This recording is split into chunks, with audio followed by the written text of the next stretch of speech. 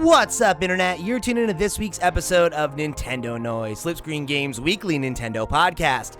I'm your host, Pete and Bessie, joined today by my very good friends and co-hosts, Miss Sierra Plus Ultra. Greetings. Mr. Ken Hicks.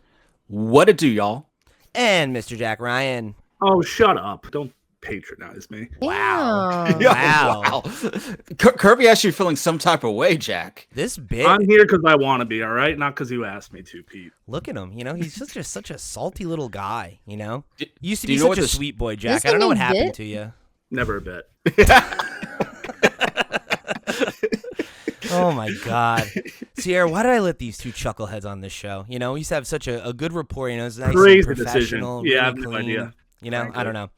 That's fine. What we're here today to talk about is Kirby Air Riders, of course. And the question that I think is burning on everyone's mind, which is just, why is this game coming out this year?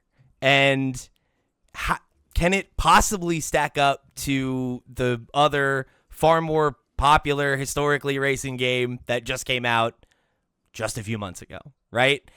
And we're going to get into all that and much more, but I think we can kick things off with just kind of like general impressions, general, hype check from after this direct, which I felt like I was transported back in time to when we used to get Smash Directs. I could not believe it was that exact format. Not quite what I was expecting, but I loved it.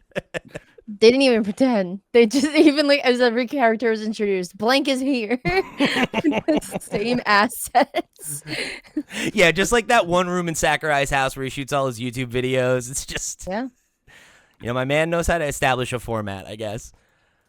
But Sierra, why don't you start us off? What did you make of the 45-minute breakdown we got? I'm excited. I never played the original, so this will be my first time. I feel like we were spoiled.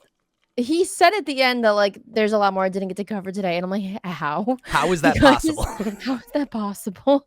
One, I was just so shocked that we got it so far in advance of the game releasing, just an enormous info dump. Two, I'm blown away at how much there is to the game and how layered it is. It looks a little difficult for me, but but it also looks so fun. And rewarding to play. So I am really stoked, to be honest. And also, I feel like Sakurai saw how the Mario Kart Direct went down back in April, and he was like, no, my game is not going out like that. I'm getting ahead of it. Here's all the details, baby. No stone left unturned. Gotta give that man his flowers while he is still here. There's truly no other like him. Love that guy. Yeah, I it's one of those things where I think I'm kind of excited to play any game that he has made. So, if he's excited about this one, then I'm excited about this one. Ken, I'll let you off the bench. I know you were a fan of what we saw during this. Yeah, so in a nutshell, now we get Bandana Waddle Dee's acknowledgement when we wanted it in Smash, but better late than never, right? Yeah, so I never played the original one on the GameCube, right? This one I feel like it stands on its own compared to Mario Kart, because Mario Kart is Mario Kart. It's a racing game. This one feels like, without actually playing it, but just looking at Direct and how everything went down, it feels like a fighting game on wheels.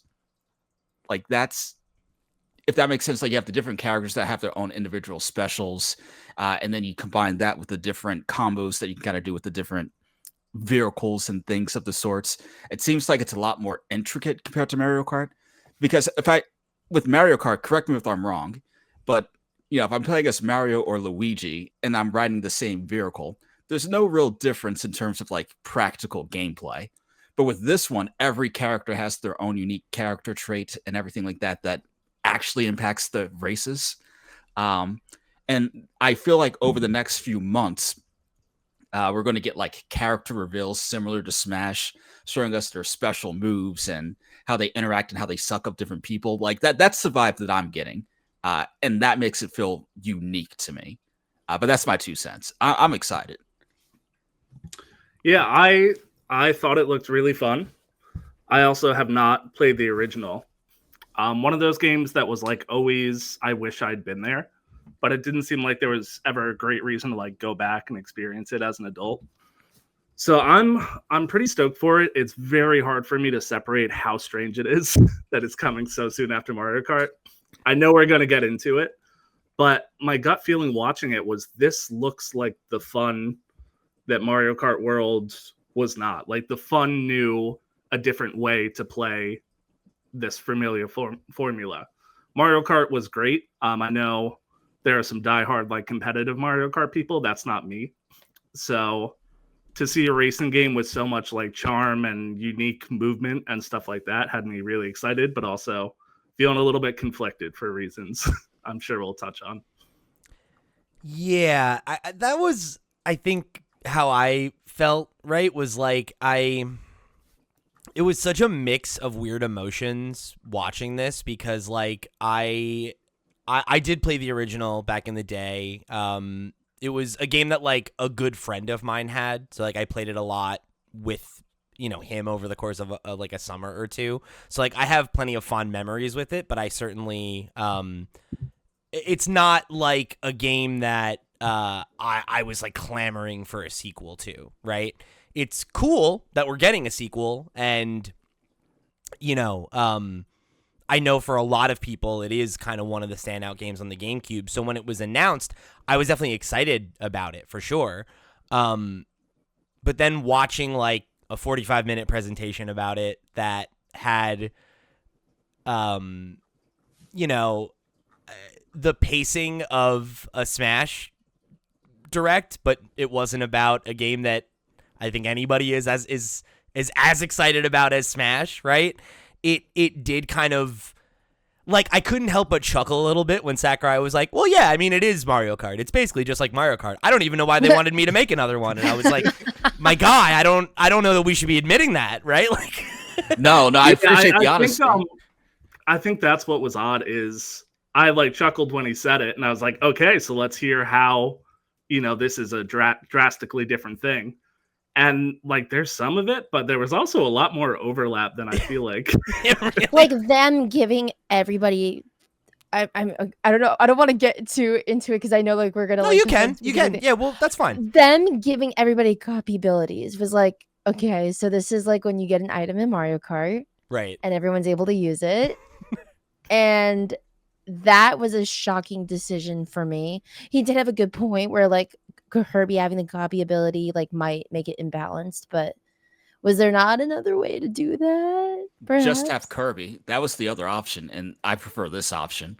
Yeah, and to just like, to spend characters. time on stuff like I don't know what the name of the system is, but like when you trail people and you collect their stars, quote unquote, and then get a boost, like that's every racing game ever.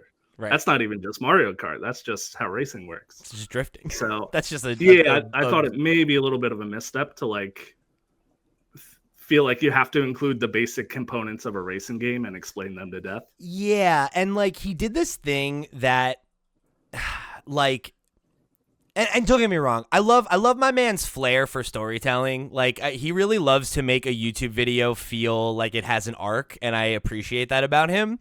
And it was a little weird to be like, there's more characters, here they are, and then like periodically be like, here's another character, or like here's another, it's just like, I don't know that I need to be here for 45 minutes to see all of these reveals right away. That's okay though. But yeah, it's like it everything we saw here looks good.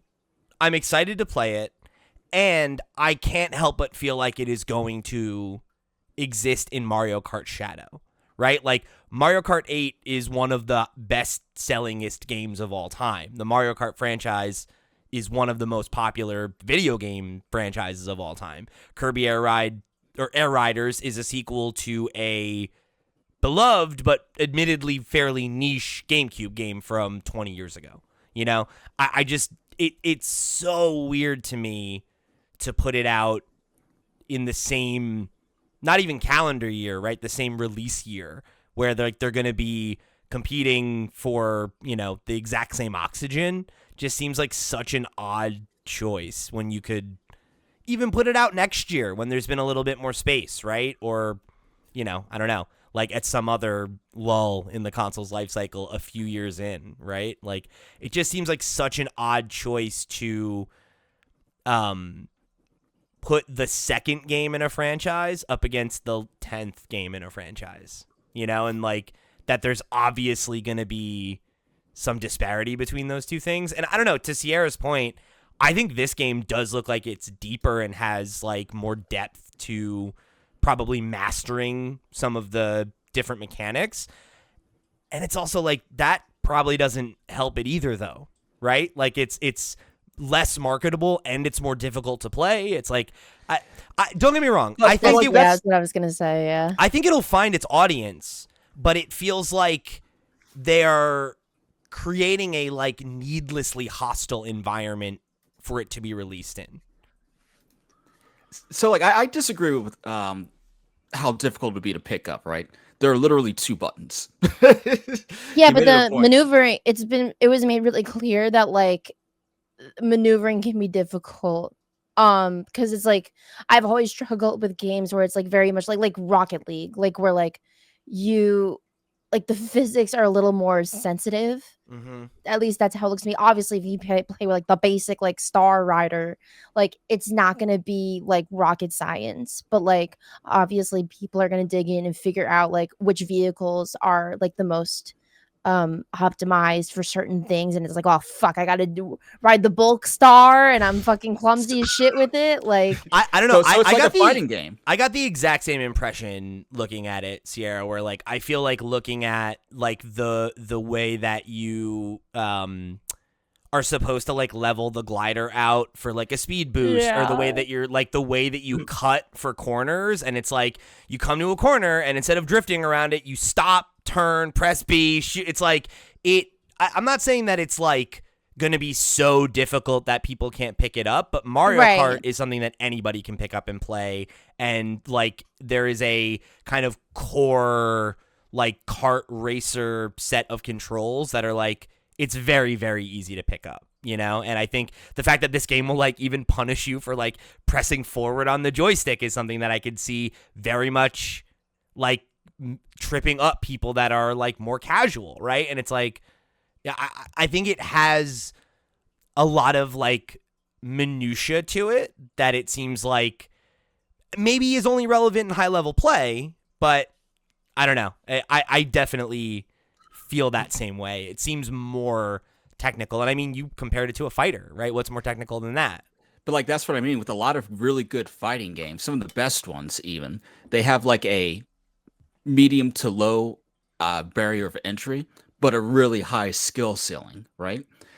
If you're not that good at this game, maybe you just stick with like the balanced basic star, and then you switch it out. You get used to different characters, and then you get used to different vehicles. Then you start looking at the tier list for the best characters with the best vehicles, and then you get into like competitive play and things like that. So you're just proving our point. This is infinitely more complex than Mario Kart. Yeah, it has infinite more depth. And just because something has a lot of depth doesn't mean it is inherently a barrier to entry. And that's why I'm kind of in the same boat, to be honest. I think I agree with Ken. Like, there's a lot more stuff, right? A lot more nuance, a lot more systems, a lot more new concepts than, someone playing Mario Kart, chances are they've played something similar, if not another Mario Kart. The competitive meta of Mario Kart is memorizing every track and like the 15 shortcuts on every track.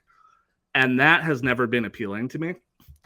But I think mastering like new systems, everyone's kind of on the same playing field, that inherently draws me in more personally, just because I've never been someone who's super drawn to the like spend 5 hours memorizing a track and then do that 30 times for all the tracks in the game. So I think maybe a bit less accessible like right out of the gate, but I do think like the middle bracket of casual people is going to be a bigger percentage of the player base than Mario Kart. Mario Kart, I feel like it's either casual or competitive. It feels like there's room for this to have a really big, middle tier of people that are just playing around with the systems, learning certain parts fit, mastering certain parts fit, but not going like all in. I'm going to memorize every track and become a top 100 player in the world. So let's talk a little bit about, I guess, the kind of elephant in the room here, right? Of like we're facing down a world where two of the, we'll say, five, right, big games that Nintendo's offering this year are going to be big AAA multiplayer racing games.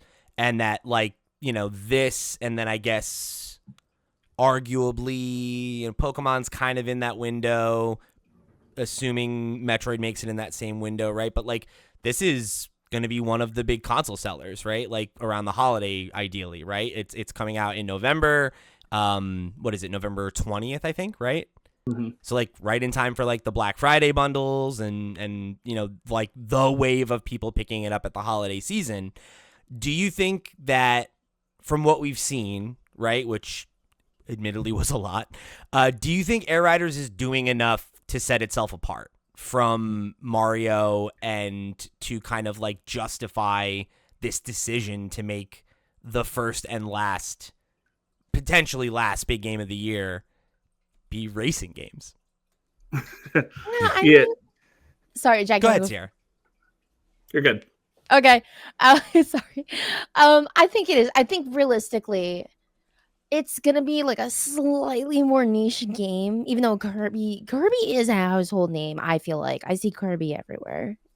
Especially if you are like, even if you're a casual gamer, the girls and gays, we all love Kirby. But the thing is, this is clearly like more niche and specialized. I mean, like, I think this is gonna scratch the nostalgia itch for a lot of people who, like, maybe this is enough for them to get the Switch 2, like waiting for Black Friday. Maybe they'll get a bundle and then they'll be like, oh, okay, like this really like seals the value for me. They're also making a new Kirby Air Rider game, like that, and like I'm all in. I think that like it's just, I mean, if I'm putting myself in Sakurai's shoes, I'm like, oh my god, this is clearly not going to do as well as like a Mario Kart game. But like, I think because of his passion, that like it will stand alone, like in its own right, as like a really well done sequel or remake sequel. I would say sequel, I guess. Yeah. I think that like it would be unrealistic to expect it to be a super huge console pusher or like a blockbuster hit. But I do believe that like this is going to be a really solid title in the long run when you look back at the Switch 2 release year. For being like a specialized racing game. I don't know. Yeah. I think in the long run, for sure. And like no other company, right, continues to sell software into their console's life cycle like Nintendo. That's a good point. I think it's going to be fine, but it is so bizarre that if you want to Switch 2 for Christmas or for the holidays, you can ask your parents for the $500 bundle that comes with Mario Kart World, or you can ask them to pay more money to get Kirby Air Riders. Like, that's just such a crazy concept to me that people are going to choose Air Riders. For how, like, meticulous they are about their release schedule, it's so weird. It's just such a strange choice. And I think that's the thing that's thrown me more than anything is just like, what is the logic here? Right? Is it like, and maybe, I don't know, maybe it is as simple as like what Sierra's saying, that like they don't have the expectation that it's going to sell a lot. Right. And it's only, if we take the first time that Sakurai mentioned it on his YouTube channel, right, that he was like working on a secret project, that was like 3 years ago. He said it was like mentioned to him while he was finishing up the Smash DLC. So it's like, that's, maybe it was like a shorter development cycle, smaller team, smaller budget. And it's like, yeah, like this thing is going to come out and it's ready and we don't have anything else ready at that time. So let's put it out and it's going to sell over the whole course of the console life cycle. And we can, like just continue to sell it to people. Right. And that's that. Right. But it just, I don't know. It's like, I feel like even it coming out in like Q2 of next year, right? Like feels so much better to be a year removed from the last big racing game I bought than literally 8 months.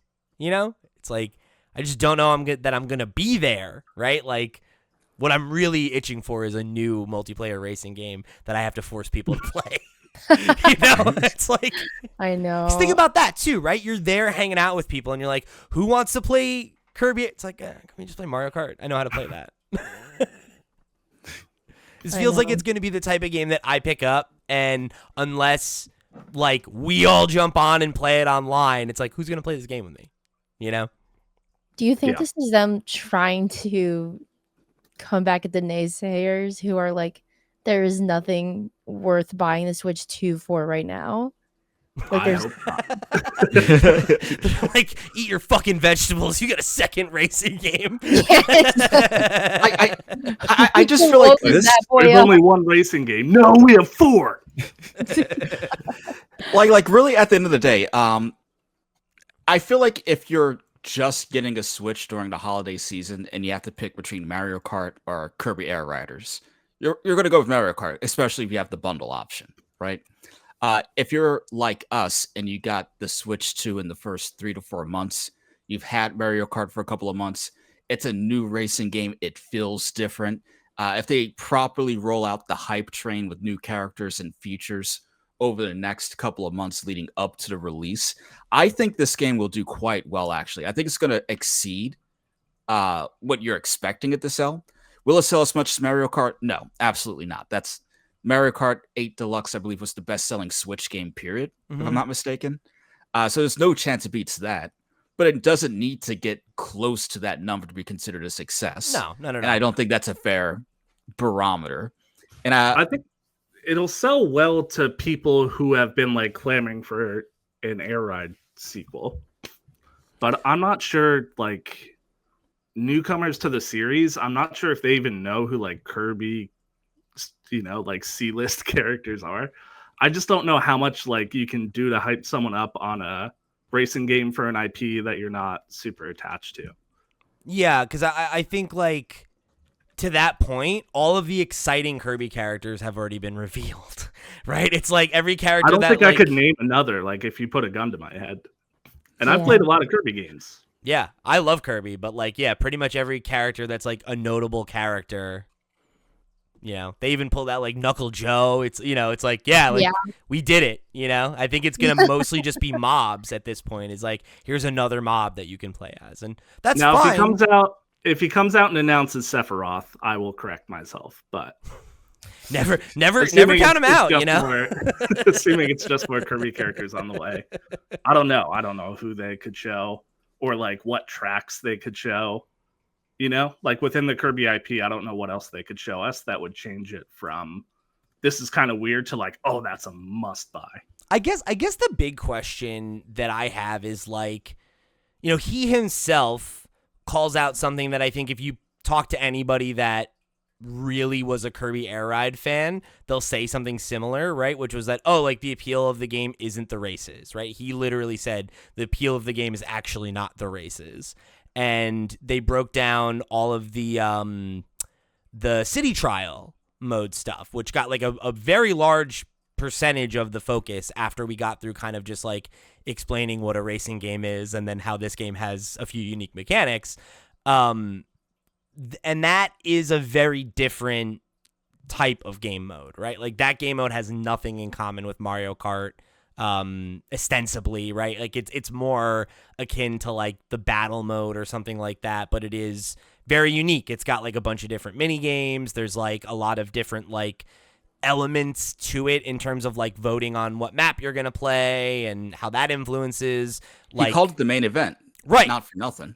Yeah. So like, and I think that's why, in my mind, more so than you guys, I'm looking at this as like, no, it's different enough. Because I'm looking at that as the main event. I'm comparing Mario Kart Racing and like their free roam mode to like the city trial mode. And city trial feels like almost like a battle royale type experience where you get down there. Each round is a little bit different.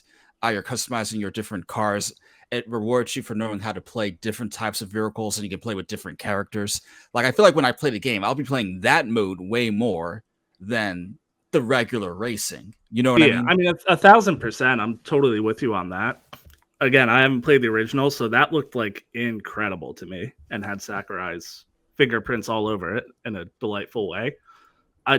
It's just that most people buying Switch 2 games aren't watching like 45-minute presentations like we are. So I don't know. Again, I guess that's like how do you in a quick commercial or something get that across? And I guess like that's the whole, like, that's the headline for me, right? Is like, I don't think that this game showed poorly. I don't think that they'll struggle to communicate that it looks fun or that it's like an interesting game.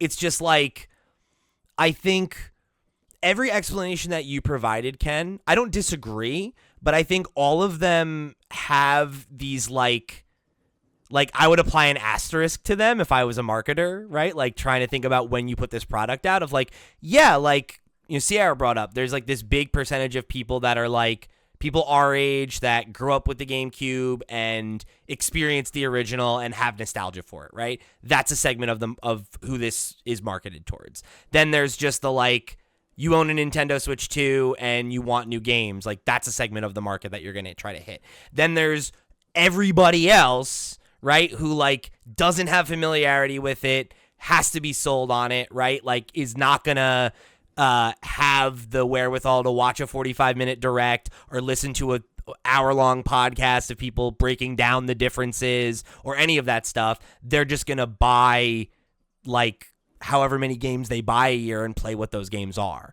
And I think that this game looks fun enough and, to your point, looks different enough from Mario Kart that I am so confused as to why you send it out at a time where justifying taking a swing on it and risking this new thing that you're not familiar with is like, it's the least attractive moment possible, right? Because like if this had been like a end of the Switch generation game before Mario Kart World, I think it would have sold probably really well, right? And I think if it was a few years removed from Mario Kart World and we're all like, I'm bored with Mario Kart World, I've done everything there is to do, I'm over it, you know, I'm ready for something that scratches that itch that's new, I think that would be a much better time to put it out.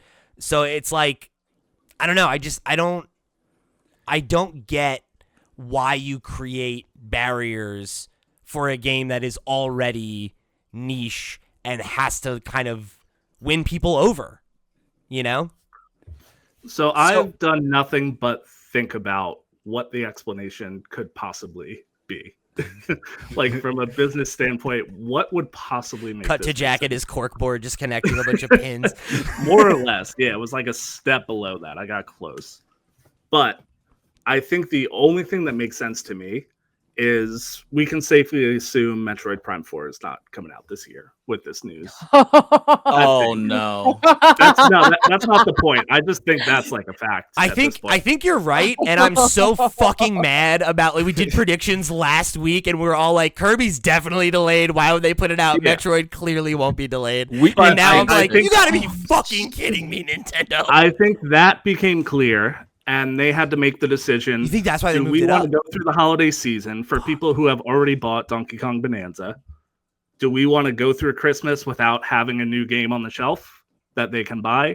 Or do we want to put this game out knowing that it's a weird time, it's going to create some, confused opinions, etc.? And I have to imagine that they kind of did the math and calculated the risk and they figured this was the better decision. I got nothing else. I don't like if you see another explanation, let me know because I've been losing sleep over it. You're losing sleep? Like you're making a lot of sense. That's you good, bro? but no, that unfortunately makes sense, especially since I casted Metroid Prime 4 in my fantasy video game league. But that's a conversation for another day. Great job. Thanks for screwing us all over. Yeah. I was like, this fantasy video game league. The beginning of the year, quick side piece, January. 30 seconds or less. You draft 8 video games and you get $100. And you get points based on how well they score throughout the year. If anything above 70 gets you points, anything below 70 loses you points based off open critic, and whoever has the most amount of points at the end of the year wins. But you can trade games. If you think a new game will come out, you can outbid people, say, hey, I'll give you $50 for your game. What it is, I'll It's explain Where it. fantasy. does the money come from? It's fake money. All fake money. You're Oh, giving like man. $100 And you fake could do a dollars. paid league if you want, I guess. That's, you know. You could.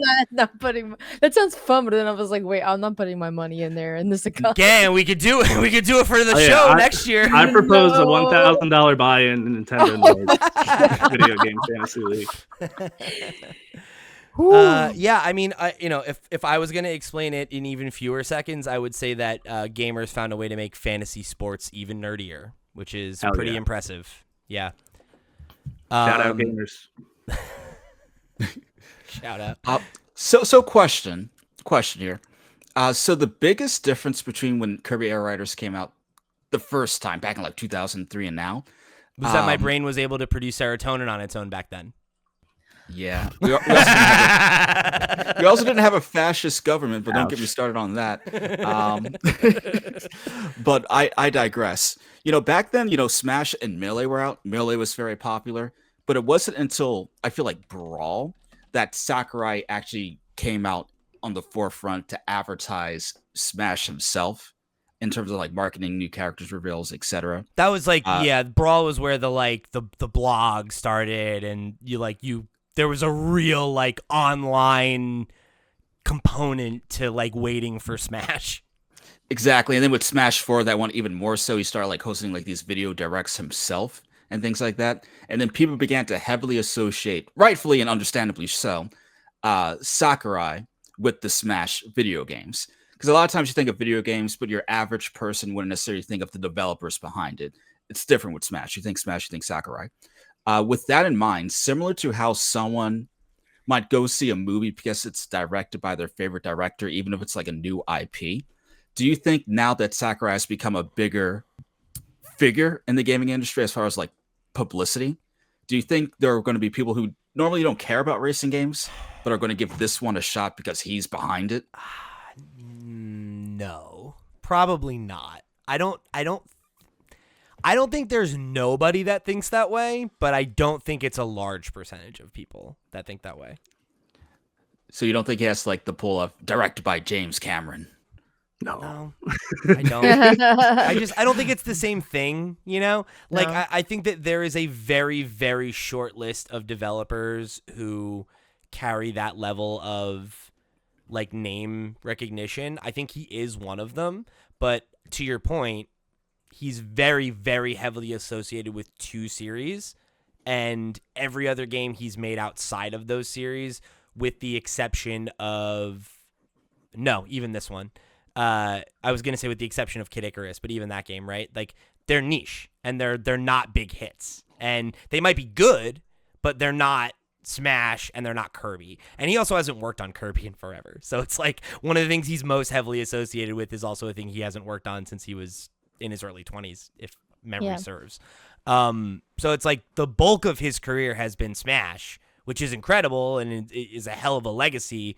But it's like, if it ain't Smash, I don't think it's a proven seller, right? Like, you don't go to Sakurai games for like the same reason that people go to like a Hideo Kojima game, right? Where it's like the thing they show up for is his bonkers approach to storytelling. Whereas like Sakurai's legacy is more like, he's just a developer who's very public facing and has made a lot of really great video games. But I don't think he has that same level of like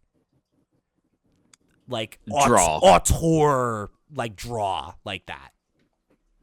Yeah, because I was going to say, this is the first non-Smash game he's made in 15 years. The last game that wasn't Smash was Kid Icarus Uprising back in 2012. So Right, which was super like mixed. I loved it. I thought it was one of the coolest most original games I've ever played to date. But it was absolutely wild control scheme and very polarizing. So like the big swings, I have no doubt that Kirby Air Riders is going to be absolutely fine. We saw 45 minutes of it. It looks great. But historically, like that's the only really big swing I can think of. And it wasn't, a smash hit. No pun intended.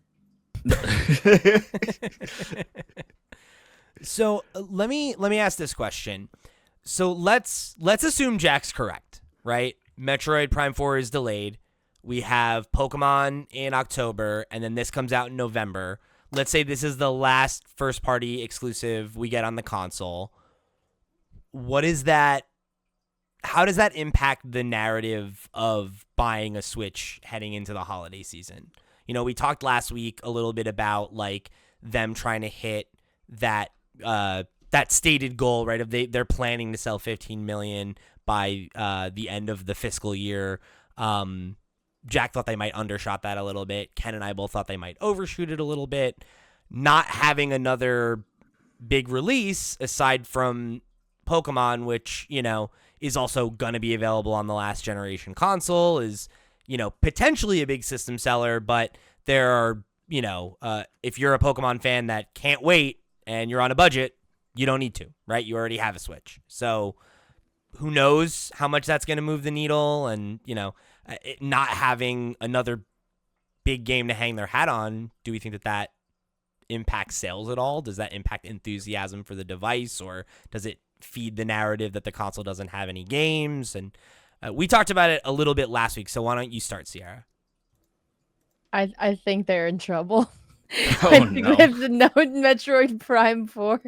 Yeah, when you think about that, I do think they're in trouble. I mean, I guess I wouldn't have honestly, like, them like really loading up the end of 2025 for the holidays.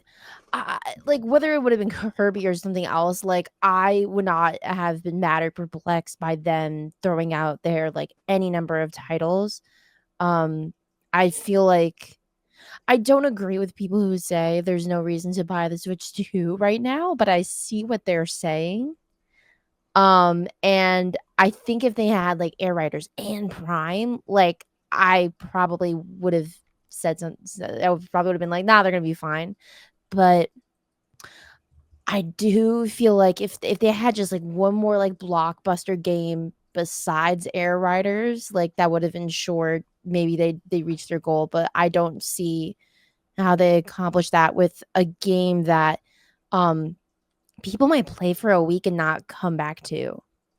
Yeah, I think I could very easily see this game being like an ARMS situation, where it's Yeah. like a interesting novel idea that's on the early end of the console's life cycle, and it's very heavily reliant on multiplayer, and if there's not a community of people there to play with online, it's going to die like right away, you know? And then it's like any ability to renew interest in it becomes very difficult if the primary lever is just playing online, right? Like, unless you do have free server weekends or the price drops or they put out new content or something like that. And all of those are things that Nintendo is not that likely to do, and they're way less likely to do it if the game isn't successful out the gate. So I do think it has a pretty uphill battle where that's concerned. And I didn't even really think about that element of it until you said it, and I think you're right. Like, this game is so primed to have that specific problem.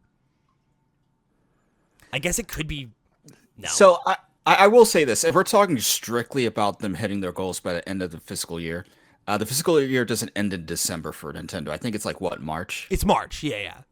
So like, there is a very real possibility that Metroid Prime comes out in like January, and that still helps boost it over. That's true. And not for nothing, if Metroid Prime does come out in like January, even February, or even in March, that's the end of the Nintendo fiscal year, but still less than one full year of the Switch 2. Are you saying that in the first full year of the Switch 2, us getting Mario Kart, Kirby Air Riders, premium editions of the newest Pokemon and Metroid game, new 3D Donkey Kong, like, that's, in terms of like looking at it in like a 12-month, less than 12-month period of time, that's pretty baller. Because like, when did the Switch 2 come out? June? Yeah. Was it? Yeah. So it's literally been like 2.5, like not even 2.5 months. By the time like the end of the fiscal year even happens, it would have been 9 months. Getting all that in 9 months, like a new banger almost every single month, it's nothing to sneeze at, in my opinion. Yeah, Yeah. I don't think any of us are arguing that it's a bad year. Like, I think it's a pretty good, first 12 months. It's just the holiday season is such like a big opportunity to move a lot of units. Mm-hmm. And I think we're saying they just haven't put together a compelling reason to like, this is the thing I'm asking for from my parents, or this is the thing I'm going to spend my work bonus on, or, whatever it is, ask my significant other for. I agree. If you were on the fence, I just don't think like if we were getting Air Riders and Metroid Prime 4 and you're a Nintendo fan, I think you're rushing out to buy one over the holidays. Just Air Riders, like it just makes it, you were looking for a reason and Nintendo didn't really give you one. It just feels like, the big news to end the year on kind of fell a little flat. Yeah, it feels like they're content to, and we talked about this a little bit last week, right? Where it's like the Switch 2 has outsold the Switch 1 3-1, right, so far, which is really crazy, right? Like that's a really high number, and I feel like that to me feels more motivated by the strength of the Switch brand than it does by, to Jack's point, the current elevator pitch for why you should upgrade, right? Because I think, and I don't know. I guess it's arguable because I do really think that DK Bonanza is like a 10 out of 10 like game of the year contender, and I don't think that there is a game on the console yet that is as compelling as Breath of the Wild was as a launch title to the average person.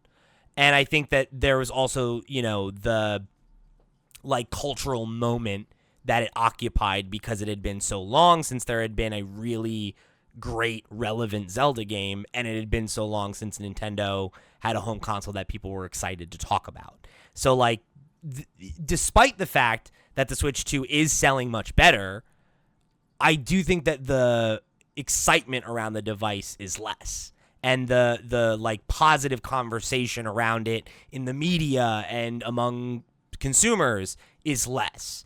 And I feel like it is more like the strength of I owned a Switch and I've been ready for an upgrade, or I'm the kind of person that anytime they make like I own a device and they made a new one with a new number, I'm going to get it because I'm investing in the future of the device, right? Like I think we have all made that argument, right? That like, Sierra just said, like I don't personally feel like it's not worth it to buy the Switch 2. I've gotten a lot of mileage out of it already, and the fact that like it's a device that, I'm going to enjoy for at least another, we'll say 5 to 6 years. Maybe there'll be an upgrade around that time and I spend more money on that or whatever. But it's also a thing, I could be playing this for the next 8-9 years, and I'm not going to care 2 years from now that there was, there's only 5 really good games on launch year. It's like, to your point, yeah, like what are you even arguing?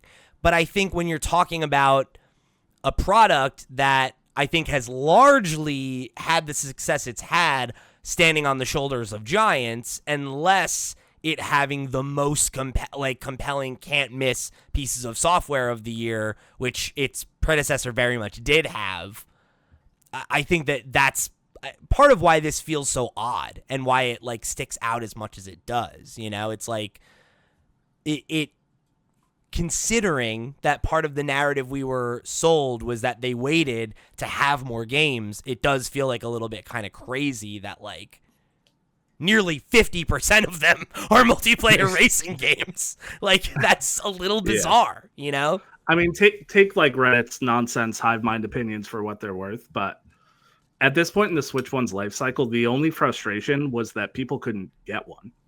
That was it. Yeah. That was the only complaint. And it's a much different story on Switch 2.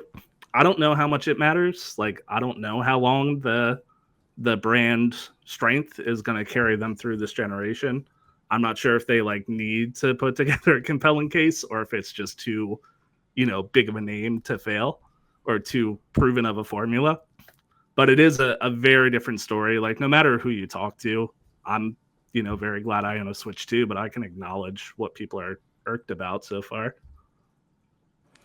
So I'm curious, off topic, but going into the holiday season, I think it was like a month or two ago they announced that they were raising the prices of some of the Xboxes, and I think it was just today even Mm-hmm. they announced that they were raising the price of the PS5 by $50.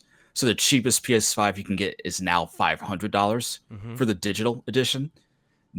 That technically makes the Switch 2 aside from like the Xbox Series S maybe, the cheapest console you can get.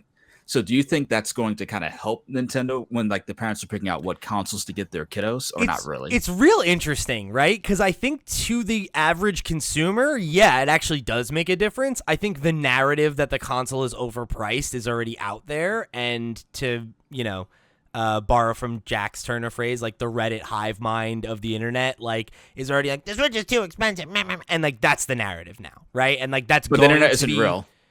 Yeah, I mean it is, but also, Well, like it reminds me of like when people said like, "Oh, we're going to boycott the Pokemon game because they don't have all the new Pokemon in it," and it becomes the best-selling game in the franchise. right? Yeah, Like, it's Reddit is like a really loud, but in the grand scheme of everyone buying a Switch 2, relatively small little section. That's what Yeah. I mean when I say the internet isn't real. I always call those folks like they're a very vocal minority, right? Of people who there are people that feel this way. We all watched the Treehouse where they were spamming drop the price for literally 5 hours, right? It's like these people exist, but it's like what percentage of them were going to buy a Switch on launch day anyway, right? How many of them are PC gamers that might never have bought a Switch, There are so many like variables there that, like, to your point, there are millions and millions of people that own a Switch that don't watch YouTube videos or listen to podcasts. They just buy games and play them on their Switch.